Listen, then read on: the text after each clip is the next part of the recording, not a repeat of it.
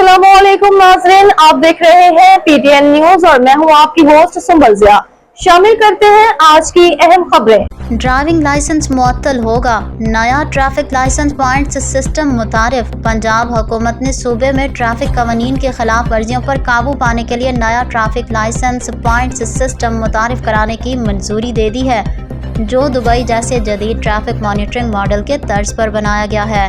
नए निज़ाम के तहत हर ट्रैफिक खिलाफ वर्जी पर ड्राइवर के लाइसेंस से 2 से 4 पॉइंट्स मनफी किए जाएंगे। अगर किसी शहरी के खिलाफ एक साल में 20 पॉइंट्स कट जाएं तो उसका ड्राइविंग लाइसेंस 2 माह से लेकर 1 साल तक मुअत्तल किया जा सकेगा।